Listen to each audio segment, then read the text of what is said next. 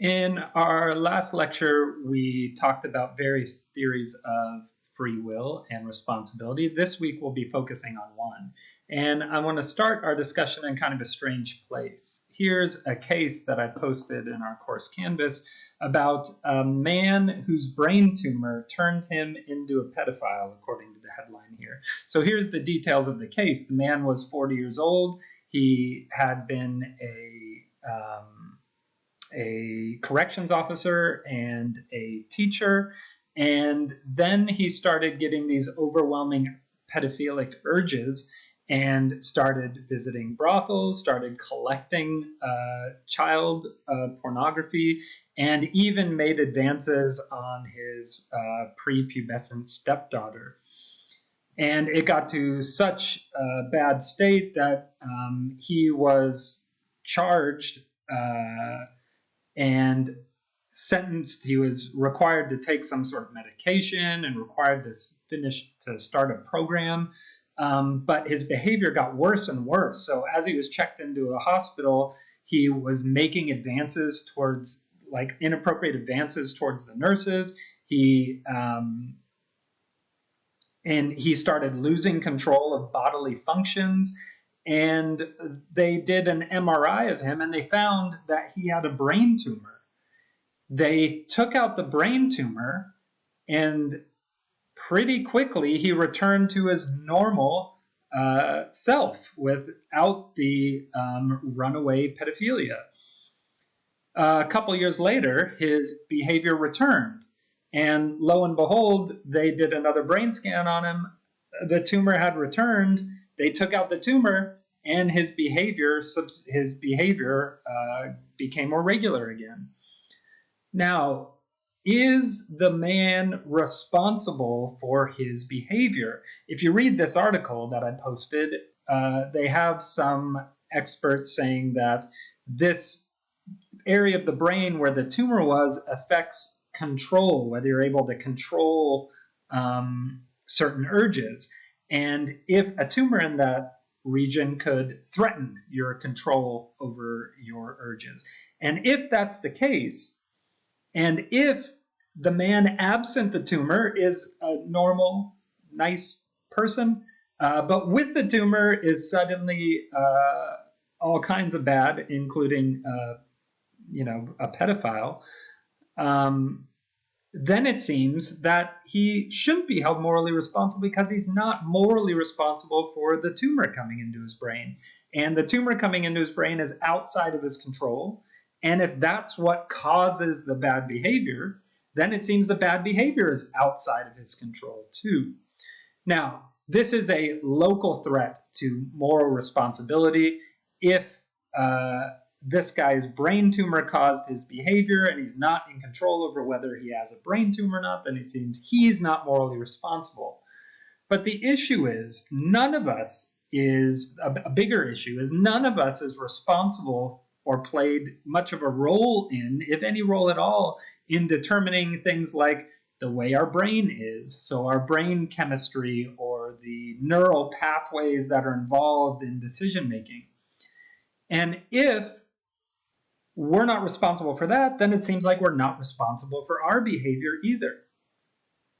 So this local threat to free will, the threat to moral responsibility for this person, a hard determinist would say, well, his case is no different from everyone's case. In fact, our decision making is tumors all the way down, right? Meaning things that we're not in control over, causing things that we like to think we're in control over, but ultimately aren't.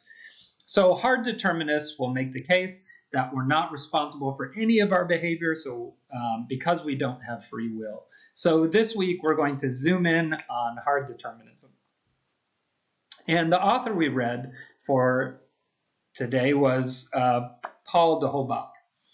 So he lived in that time, French-German encyclopedist and philosopher, atheist. He maintained a salon which was frequented by many fancy people, including Ben Franklin and Adam Smith, David Hume, Rousseau, and Diderot.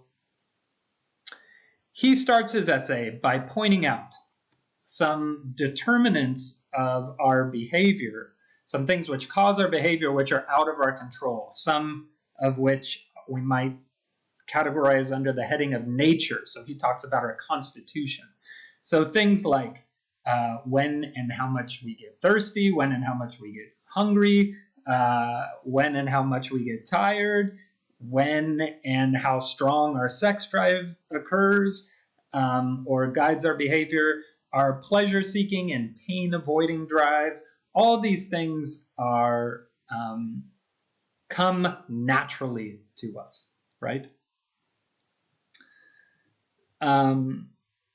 The other determinants that he talks about, we might categorize under the heading of things that come to us by nurture. So things like where and when we were born, our education and upbringing, so what the local government or the national government, what the government is like in our city, state, or nation, the cultural values that we're born into, the ideas and methods, parenting methods of our parents, and the religion of our parents and others around us. All of these things, everybody can admit, even those who believe in free will, that all these things have tremendous influence over the way we act. You sometimes hear a debate in psychology, is it nature or nurture which causes people to act the way they act? With the free will issue, though, the determinist might say, well, combine them both, nature and nurture. I don't care which of those is causing you to act the way you are. Either one of those is outside of your control. So if either one of those is causing you to act the way you act, then you're not morally responsible for your behavior. And I take Holbach's argument to be that. So in order to have free will, then you have to be in control over your actions. It follows from the definition of free will. Our actions, being part of the natural world, are causally determined. And if our actions are causally determined, then for any human action, that action is causally determined by factors outside of the actor's control. For example, factors which predate the actor, so facts about your parents' genetic makeup, facts about the culture that you were born into, etc., or factors which are beneath the level of consciousness, so the way your culture interacts with your beliefs, the way your environment subtly influences your behavior. And all of these things determine, in fact, if you're a determinist, you would say completely determine a person's motivational structure, ways of thinking, and capacity for change, which in turn determine people's actions. So therefore, Holbach will say we don't have free will. So that's his argument, fairly simple. He then considers some objections. Objection 1. We sometimes change our minds. So often we're inclined to do one thing, but later we change our minds, or the people around us are doing one sort of thing, but we act differently. This proves that we're free. His reply to this is, when we change our mind, it's because one impulse grew stronger than the original impulse. So imagine you really want a glass of water, but then you find out the water's poison, so you decide not to drink the water. Poof, free will, right? Not so fast. In that case, it's because one impulse, the impulse to quench your thirst, was overridden by another impulse, the impulse to prolong your life, and that determined your behavior. What we think is a decision is really two impulses battling it out and one ending up winning out. So you can explain that without reference to free will at all. Second objection, we can resist urges. Often we resist our initial urge to do something, and this proves we are free. Holbach wants to point out this only occurs when someone has an upbringing that enables this sort of resistance. So somebody who has self-control probably had well, they could have all sorts of upbringings, but whatever factor led to them having self-control was outside of their control. So whether or not you have self-control is outside of your control. So in that sort of way, it's not evidence, not definitive evidence, certainly, of free will. There's another picture that's completely compatible with our behavior being totally causally determined. Objection 3. I can jump out the window. I can demonstrate my freedom. Look, this too can be explained in terms of motives which stem factors outside of the person jumping out the window, their control. So imagine you were one to do that sort of thing. Well, that would be because of the way you reacted to what I was saying about you not having free will, combined with the fact that you're so stubborn that you would use your life to prove to try to prove this small point. And those stem from factors which are outside of your control. You're now having to watch this video for the sake of your grade, and how stubborn you are is likely due to all kinds of natural factors and factors that come to you from nurture as well, right? So why do we think we're free? If it's so clear that we're not free, then why do we have this idea that people have free will? And his answer is, because the causes of human action are so complex that we mistake completely determined complexity for a lack of causal closure. So what I mean by that, and what he means by that, is the things that factor in to causing us to act the way we do are very complex, right? Very complex causal network. And we think that because it's so complex that we were free to go one way or the other, right? But really, that's just complexity, not freedom. A good example of this, hopefully you've already watched that Darren Brown advertising agency task video that I posted. In that video, the advertisers think that they're coming up with an original idea about how to design the logo for Darren Brown's fictional company. But really, and they talk about batting the ideas around and rejecting some for some reasons, choosing one for other reasons.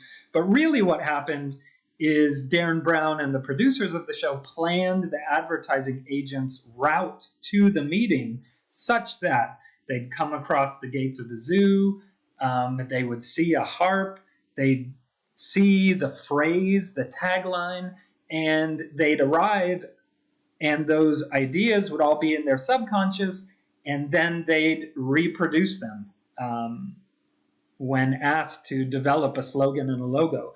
And note that all those factors were very complex, but completely beneath the level of the actor's consciousness.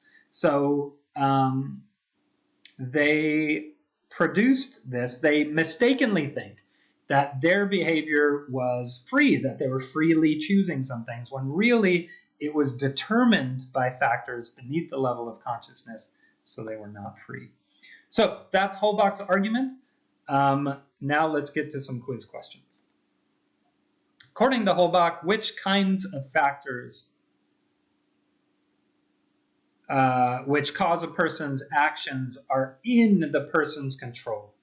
Their nature, their nurture, or neither their nature nor their nurture? Which of those factors is within people's control? It's question number 2. According to Holbach, why do we think we have free will? A, because the causes of human action are so complex we can't see the necessity. B, because we are indoctrinated by religion. Or C, because it is completely apparent that we are free. And that's all for our lecture today. And next time, we'll talk about a determinist who thinks, yes, causal determinism rules out free will, but it's not so bad.